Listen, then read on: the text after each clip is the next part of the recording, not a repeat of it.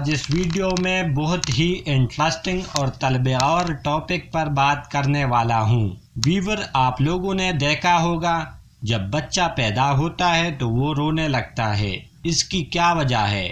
آپ نے اگر ریئل لائف میں نہیں دیکھا تو موویوں میں تو ضرور دیکھا ہوگا، جس طرح 3 ایڈیٹ مووی میں دکھاتا ہے۔ Alles wird gut. Alles wird gut. Alles wird gut. Alles wird gut. Alles wird gut. Alles wird gut. Wird gut.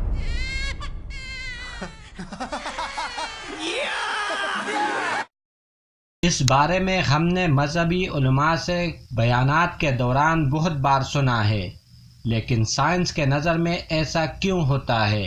ویور، بچے اللہ تعالیٰ کا نعمت ہے۔ ہر کسی کی خواہش ہوتی ہے کہ اللہ تعالیٰ ہمیں صحت مند بچہ دے۔ اکثر لوگ اولاد کے لیے مختلف منتیں مانگتے ہیں۔ جس کا اولاد نہ ہو اس کو اس کے درد کے بارے میں پتہ ہوتا ہے۔ ویور، جب بچہ ماں کے پیٹ سے باہر آتا ہے تو وہ زور سے رونے لگتا ہے، اور اگر وہ نہ روئے تو ڈاکٹر صاحبان مختلف طریقوں سے اس بچے کو رلانے کی کوشش کرتے ہیں۔ آخر ایسا کیوں؟ اس ویڈیو کلپ میں ڈاکٹر کو آپ دیکھ سکتے ہیں کہ کس طرح بچے کو رلانے کی کوشش میں لگے ہوئے ہیں۔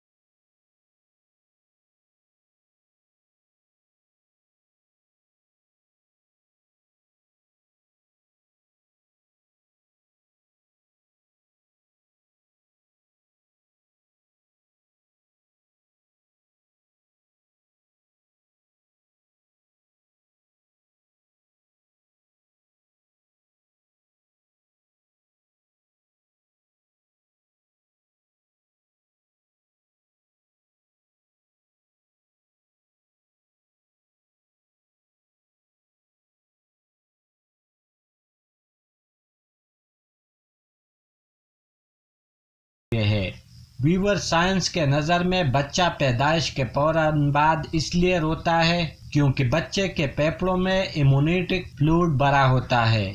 یہ ایک طرح کا پانی ہوتا ہے جس کی وجہ سے بچہ رحم مادر میں زندہ اور محفوظ رہتا ہے۔ ویور، جب بچہ پیدا ہوتا ہے تو اس کو زندہ رہنے کے لیے ہماری طرح آکسیجن کی ضرورت ہوتی ہے، جبکہ پھیپھڑوں میں موجود یہ پانی آکسیجن کی منتقلی میں رکاوٹ ہوتا ہے۔ اس مائع کو پھیپھڑوں سے نکالنے کے لیے یہ ضروری ہے کہ بچہ زور سے چلائے۔ ویور، اس چلانے سے یہ مائع پھیپھڑوں سے خارج ہو جاتا ہے اور بچہ سانس لینے کے قابل ہو جاتا ہے۔ اگر پیدائش کے بعد بچہ نہ رو پائے تو اس مائع کی پھیپھڑوں میں موجودگی سے بچے کی آکسیجن کی عدم دستیابی کی وجہ سے موت ہو سکتی ہے، تو اس لیے بچے کو پیدائش فوراً بعد رونا ضروری ہوتا ہے تاکہ مائع پھیپھڑوں سے باہر نکلے اور آکسیجن کی منتقلی میں رکاوٹ نہ بنے۔ تو یہ تھی آج کی ویڈیو۔ آپ کو ہماری ویڈیو کیسے لگی؟ لائک، کمنٹس اور شیئر کیجیے۔ Thanks for watching.